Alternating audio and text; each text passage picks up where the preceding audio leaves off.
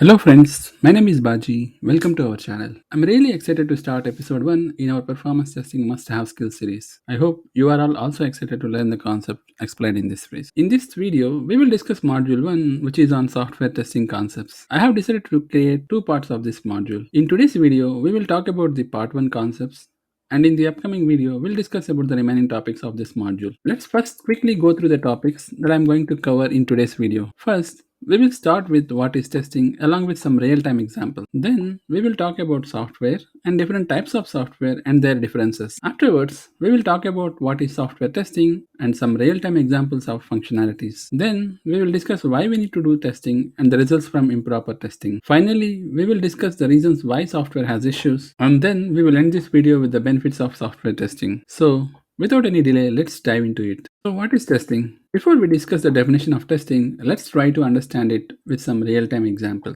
Let's say your family wanted to buy a new smart TV, so you decided to visit the showroom to look for options. Out of many available models, you and your family bought an ABC brand TV because of its exciting features. After having the dinner, you unpacked the TV, did all the setup, and decided to watch a movie. When you turn on the power, you are not getting anything other than this screen. You try to stop and restart it multiple times, but still there is no difference. At this point of time, what will run in your mind about the TV? You must be thinking, why did I bought this brand and model, right? Why did I waste my money on this product? You will also think we should not buy any products of this brand and also not to recommend to any of our family members or friends. In case they're collecting feedback about their product, you will definitely share your unsatisfied experience, isn't it? Now let's look at another example. On your birthday, you have planned to visit a restaurant for dinner. You were so excited to order your favorite dish. So you went into a restaurant and waited for someone to take the order. Unfortunately, even after 30 minutes, no one is coming to your table. So you lost your patience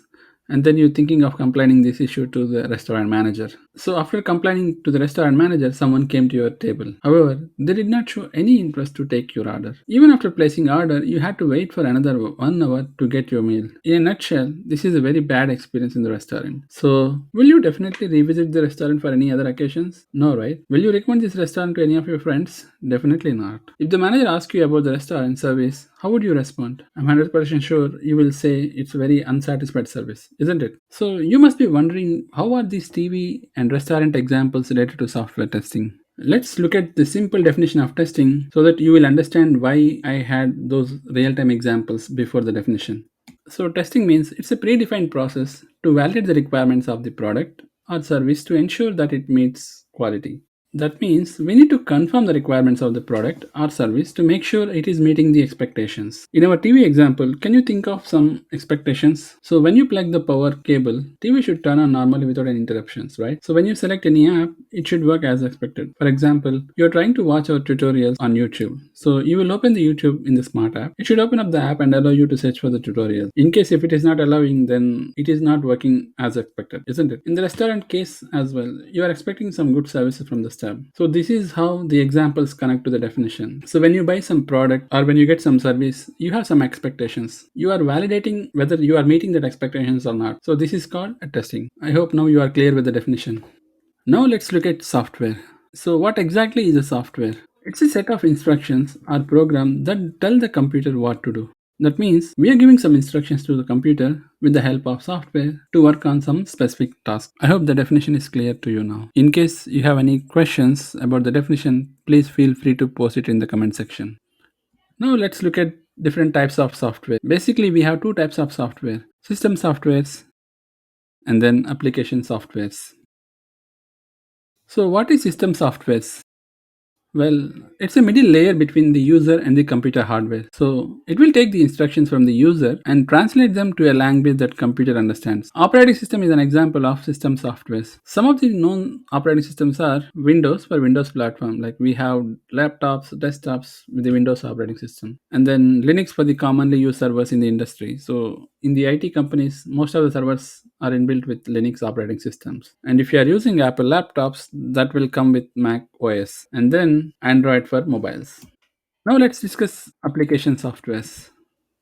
They are user programs that help them in completing the task. For example, calculator software which can help us with the mathematical calculations. Similarly, alarm clock software or application which can help us with the alarm setup, right? If you take note taking software, it will help us to store our notes or reminders. I hope you got some idea about system softwares and application softwares. Now let's look at the differences between system softwares and the application softwares.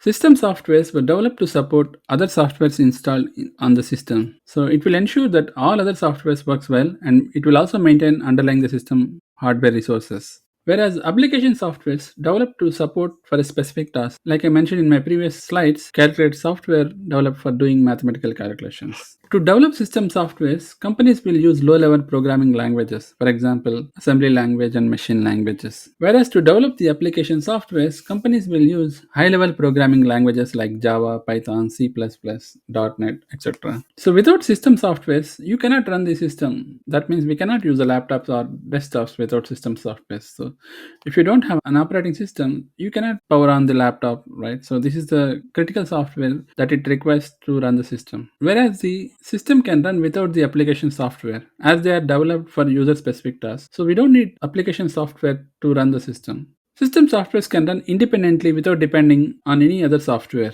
However, the application software requires the system software to run it. Without system software, we cannot run the application softwares. I hope the differences between system softwares and application softwares are clear to you. In case you have any other questions about these differences, please feel free to post it in the comment section.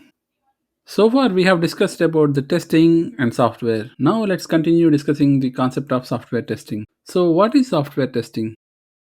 Now you know what is testing and software. Can you think of what software testing could mean? Well, it's an activity to find issues or defects in the software. We need to identify if we have any issues in the software. So, before releasing our software or application to the customers, we need to make sure that all the functionalities of the software are working as expected. We do this so that we can deliver the best quality product to our customers. We don't want our customers to find the issues which may spoil the image of this product. In this discussion, we have one technical term called functionality. Do you have any idea about functionality? In case if you know it, please mention it in the comment section. Let's look at the real-time example to understand what functionality means. Now, let's look at one of the major e-commerce application for deeper understanding of functionality. These days, everyone will use the e-commerce applications like Amazon, Flipkart to order the things that they need in their day-to-day life, right? Before placing any order, we will usually search items and find out different options and prices for that item, right? After that, we will add the required item to cart. In case if we find any alternative item, then we may even remove the existing item from the cart. Once we decided, we will check out the item. All these activities that we perform are also called functionalities. So whatever the activities that you are going to do in the e-commerce application are also called as functionalities. I hope you got some understanding about the functionalities. Well, software testing can be broadly divided into two steps: verification and validation. Verification means to ensure that software implements the functionality correctly. For example, if we add 2 plus 2, the output should come as 4. If it is coming any other number other than 4, then it is not functioning correctly. So we need to check the functionality is working as expected. Validation means to ensure that the software meets the customer requirements. Our customers always want our application pages to be loaded within 2 seconds. So we need to make sure that when someone is using the application, the page should be loaded within 2 seconds. Next, let's look at why we actually need to do testing. What will happen if we are not doing testing? Can you think of any reasons? Well, software issues could be expensive, sometimes even dangerous. We may have monetary losses due to the software issues. That means it may create losses in our business. Sometimes it may even dangerous. We may lose our beloved ones forever. Let's look at some of the results from the history due to improper testing. On April 26, 1994, major airlines flight 140 crashed into the ground, killing 264 out of the 271 people due to a software issue.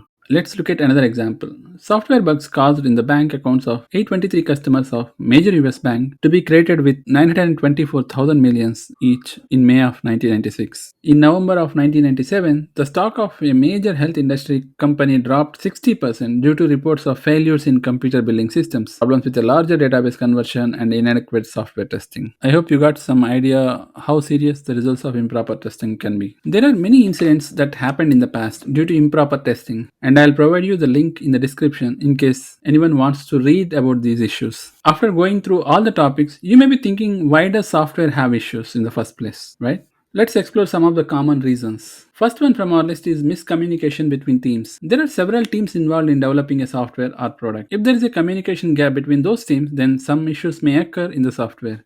For example, if the understanding of a functionality between developers and testers is not the same, then the developer will develop something and tester will expect something else. Another reason is software complexity. Huge software have so many modules, so many sub-modules, so many teams and so many dependencies. In this situation, there is a chance of having some issues in the software. The next one from our list is programming errors. This is mainly because of the development team developing something without proper unit testing. The logic that they have written may work, but it may also create a lot of overhead which impacts the customers. The next one is frequent requirement change. The business team will keep on changing the requirements. If the developer is in the middle of initial requirement development phase and then the business team will modify the requirements, the developer has to remodify the entire logic. If anything is missed, then that may also create some issues. Again, these are just few reasons. There may be more. Can you think of some other reasons why software has issues? If you can, please mention it in the comment section. Now let's look at the benefits of software testing. The first one from our list is we can deliver the best quality of the product and stay competitive in the market. Our product team can focus on actual business instead of fixing issues. That means they can spend more time on the new features for customer instead of working on fixing the existing issues. They can also save a lot of time if testing happens properly. Not only can they save a lot of resource time, but the teams can also focus on developing the new features. It will definitely improve the customer satisfaction and the trust. So more customers will start using our product. If more people are using our product, means more business for our company, resulting in more profit.